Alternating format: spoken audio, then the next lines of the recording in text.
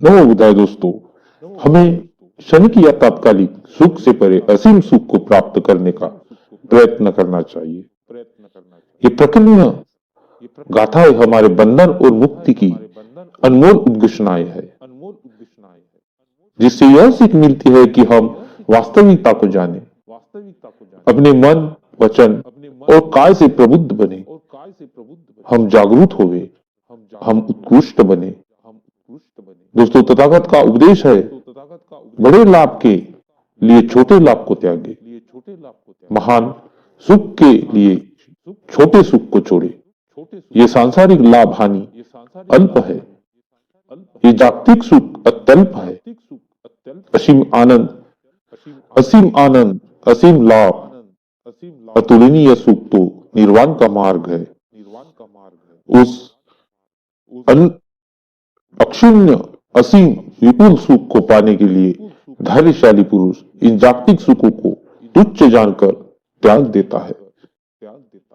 दोस्तों, अपने क्षणिक सुख के लिए दूसरों को दुख देना और अत्यल्प सुख को भोग करना वैसे ही है जैसे किसी वैर के संसर्ग में बड़ा होना।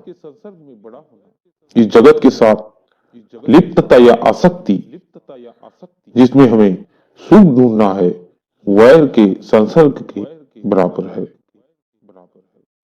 ऐसा करना बुद्धिमानी नहीं, विद्वान के योग्य नहीं, ब्राह्मण के लिए वरेण्य नहीं, भिक्षु के लिए शोभनीय नहीं, इनके लिए ये अकरणीय है। इनके ये कर्तव्य नहीं है, परंतु मूर्ख इन अकर्णीय आश्रयों को करता हुआ उनका मैल ढोता है। दोस्तों, इन सारे आश्रयों की जड़ या उनका उत्पत्ति स्थान हमारी तृष्णा है और अभिमान या अहंकार उससे पैदा करता है। यही आश्रयों के माता पिता है, जिसमें सारा संसार प्रतिपन्न है। इनके सम्राट एक नहीं दो है। वे है सत्काय दृष्टि और उच्छेद दृष्टि, जिसमें भी पूरी प्रजा अर्थात द्वादश शायशंक रमन करते हैं, वो विचरते हैं वहां पर। जो ऐसे वह इन माता पिता, दो राजा और प्रजा को मार देता है, अपने वश में कर लेता है, उनको दुख प्राप्त नहीं होता है। इसी में उसी क्रम में दो क्षेत्रीय राजाओं व चिकित्सा को व्याघ्र बताते हुए इन उपशमन हेतु प्रबोधन है। दोस्तों, इन सब में प्रतिपन्न होना सुखकारी है। सारी वस्तु स्थिति का आकलन करके हमें वर्ण करना चाहिए कि हम किसमें प्रतिपन्न होवे, किस मूर्ति में रत होवे। दोस्तों, महात्मा तथागत भगवान गौतम बुद्ध बताते हैं, दिन रात सदैव उसकी मूर्ति स्मृति बुद्ध विषयक बनी रहती है, धम्म विषयक बनी रहती है और संग विषयक बनी रहती है। वे गौतम के सच्चे श्रावक है एवं वे प्रबुद्ध होकर उत्कर्ष करते हैं, बड़े लाभ को चुनते हैं, महा आनंद को प्राप्त होते हैं। वे बुद्ध होते हैं जिनका मन सदैव अहिंसा में रत रहता है, भगवान में भावना में रत रहता है। वे प्रबुद्ध होते हैं। ऐसी लगन, ऐसी साधना, ऐसी प्रवज्ञा ग्रहण करने से, बुद्ध के बताए मार्ग पर चलने से ही प्राप्त हो सकती है, परंतु वह बहुत ही कठिन है। ठीक उसी प्रकार से कठिन है जैसे कि न रहने योग्य स्थान में रहना। जहां पर हम नहीं रह सकते वैसे स्थान पर रहना। आसमान लोगों के साथ संवाद जैसा कठिन है। संसार मार्ग में गिरा हुआ प्राणी इस भवाविघ्न जगत में गोते खाता हुआ प्राणी अपने दुख में डाल देता है एवं दुखी होता है। अभी तो भगवान सिंहनाद करते हैं संसार मार्ग का पथिक मत बनो और दुख में मत पड़ो। अपनी समझ, अपनी लगन एवं मेधा से इन भावावर्ण जगत को पार कर दो। तो दोस्तों, महात्मा तथागत बुद्ध के उपदेश से हम अपना जीवन सुखमय बना सकते हैं, क्योंकि महात्मा तथागत भगवान गौतम बुद्ध ने किसी जाति या किसी धर्म विशेष के लिए ये उपदेश नहीं दिए हैं।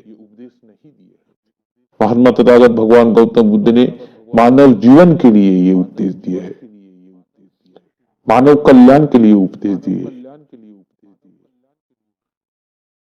ये सभी जीवों के लिए महात्मा तथागत भगवान गौतम बुद्ध ने उपदेश दिए हैं।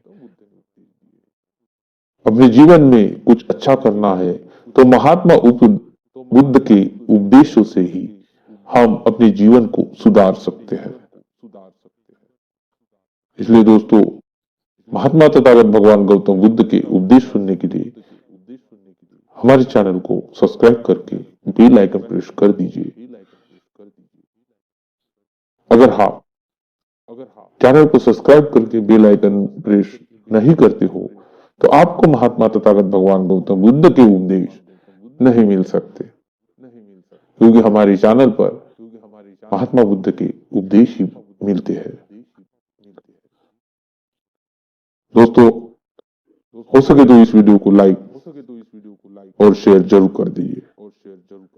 ऐसा श्राद्ध और शील से संपन्न, यश और भोग से युक्त व्यक्ति जहां कहीं भी रहता है पूजनीय होता है, उसकी ख्याति दूर दूर तक फैलती है। वह दूर से ही दृश्यमान होता है, जैसे बर्फीले पर्वत से ही अपनी धवलता से चमकते हैं। पापी पुरुष तो रात के अंधेरे में फेंके गए बाण की तरह दिखते हैं, चाहे वे पास में ही क्यों ना हो।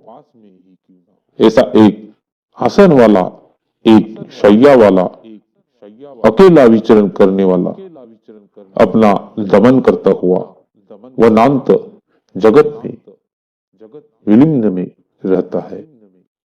तो दोस्तों, आज का ये ब्रह्मपद का 21वां अध्याय की प्रकीर्ण वर्गो यानी प्रकीर्ण वर्ग, इसमें कुल 16 गाथाएं बताई हुई है। उनमें से आज हम एक गाथा देखेंगे। तो ये पहली गाथा गंगारोहण की कथा। गंगारोहण महात्मा तथागत बुद्ध ने किया था। उसमें जब किया था तब की कथा है ये। तब महात्मा बुद्ध ने उपदेश भी दिया था। तो दोस्तों, इस कथा को सुनने के लिए वीडियो में बने रहिए। तो दोस्तों, एक समय की बात है, वैशाली में भयंकर अकाल हुआ था। अकाल के कारण फसलें चौपट हो गई थी और लोग भूखमरी से मरने लगे तथा महामारी वहां पर फैल गई थी। खाना न मिलने के कारण उन्हें वो रोगग्रस्त हो गए थे और महामारी फैल गई थी। बेतहाशा लोग मरने लगे। लोग उनके दाह संस्कार को भी उचित ढंग से नहीं कर सकते थे, उनकी स्थिति ही वैसी नहीं थी। और वायुमंडल में अत्यंत दुर्गंध फैल गई थी। मरे हुए आदमी की दुर्गंधी फैल गई थी। वहां पर बहुत प्रदूषण हुआ था। झाड़, पेड़ पौधे यह सब सूख गए थे और अमनुष्य का उपद्रव हो रहा था, यानी कि जानवर उस गांव में आ गए थे। क्योंकि जंगल सूख गया था, इसलिए जानवरों ने गांव की तरफ रुख बढ़ाया था, तो उनका उपद्रव भी बहुत था। वैशाली के लोग इस अकाल, महामारी और इन जानवरों के बहुत त्रस्त थे। अपने दुख दर्द को दूर करने के लिए, कम करने के लिए उन्होंने बहुत भागदौड़ की, प्रयत्न किए, परंतु उन्हें कहीं से भी वाजिब मदद मुहैया नहीं हुई थी। अंत में उन्होंने भगवान बुद्ध को वैशाली बुलाने का निश्चय किया और लिच्छवी राजा ने राजगृह जाकर भगवान से वैशाली पधारने का निवेदन किया। लिच्छवी राजा राजगृह गए और तथागत भगवान गौतम बुद्ध को पूरी बात बताई, पूरी कहानी सुनाई। उसके बाद उनको निवेदन किया कि आप चलिए और हमारा कुछ उद्धार कीजिए, हमें कुछ मार्ग बताइए। तो दोस्तों, महात्मा भगवान बुद्ध जानते थे कि उनकी यात्रा, उनका यह प्रवास बहुजन हिताय के लिए होगा और उन्होंने वैशाली जाने का निमंत्रण स्वीकार कर लिया। भगवान ने वैशाली में जाकर सरिता बहाई, धम्म की सरिता बहाई, लोगों को कृत्य कृत्य किया। बुद्ध ने वैशाली में रतन सूक्त का पाठ किया, उन लोगों को प्रवचन दिया। भगवान की उपस्थिति में ही मृत्यु का यह नंगा नाच धीरे धीरे कम होने लगा, सारा रोग समाप्त हो गया। खूब जमकर पानी बरसा, जानवर अपने जंगल में वापस चले गए, उनका भी भय लोगों से दूर हो गया।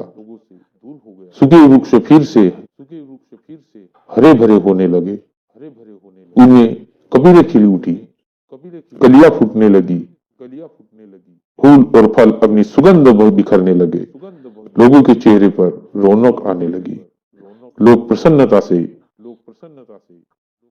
नाचने लगे, बोलने लगे, वो प्रसन्न हो गए थे। दोस्तों, जब भगवान वापस जा रहे थे तो लोगों ने नाना प्रकार से सज सजाकर खुशियां मनाई। राजा बिंबिसार और राजा लिच्छवी दोनों ने गंगा नदी के आर पार अपने अपने राष्ट्र में अभूतपूर्व उत्सव किए। तब भिक्षुओं ने भगवान से पूछा, भगवान, यह चमत्कार कैसा? तो भगवान ने पूर्व कर्मों में की बातें बताई। पूर्व कर्मों का दृष्टांत देते हुए बताया कि भिक्षुओं, यह बात आज की नहीं है, बहुत पुरानी बात है, पूर्व भव की बात है। मैंने छोटा सा अत्यल्प पुण्य कर्म किया था। वह बीज तो छोटा था, परंतु उसका वृक्ष बड़ा है। उसी छोटे वृक्ष के बीज से निकलकर वृक्ष बड़ा होता है और प्रकाश को छूने में समर्थ हो जाता है। भिक्षु, पूर्व काल में मैंने शंख नामक ब्राह्मण होकर सुशील नामक प्रत्येक बुद्ध के चैत्य की पूजा की थी। वह उत्सव और सत्कार उसी विपाक से उत्पन्न हुआ है। अतीत काल में मैंने अल्पमात्र ही त्याग किया था, जिसका ऐसा महान फल हुआ है। जिन्होंने ऐसा उपदिष्ट करते हुए कहा कि अगर थोड़े से सुख के परित्याग से अधिक सुख की सद्भावना दिखे तो बुद्धिमान पुरुष अधिक सुख के ख्याल से अल्प सुख का परित्याग कर दे। ऐसा कहते हुए महात्मा तथागत भगवान गौतम बुद्ध ने एक गाथा कही थी, मत्ता सुख परित्यागा तस्सेचे विपुलं सुखं चजे मत्ता सुखं धीरो सप्तंसं विपुलं सुखं। इसका अर्थ होता है, थोड़े सुख के परित्याग से यदि अधिक सुख की प्राप्ति की संभावना दिखे तो बुद्धिमान पुरुष अधिक सुख के ख्याल से अल्प सुख का त्याग कर दे। तो दोस्तों, आज का ये वीडियो, ये उपदेश, ये कहानी आपको कैसी लगी? और इस कहानी से, इस उपदेश से आपको क्या सीखने को मिलता है, यह हमें नीचे कमेंट बॉक्स में जरूर बता दीजिए। और हो सके तो इस वीडियो को लाइक और चैनल को सब्सक्राइब करके बेल आइकन प्रेस कर दीजिए, ताकि हमारे आने वाले ऐसे ही महात्मा बुद्ध के उपदेश वाले वीडियो आपके पास पहुंच सके। और हो सके तो इस वीडियो को शेयर जरूर कर दीजिए। तो दोस्तों मिलते हैं अगले वीडियो में, तब तक के लिए नमो बुद्धाय, जय भीम।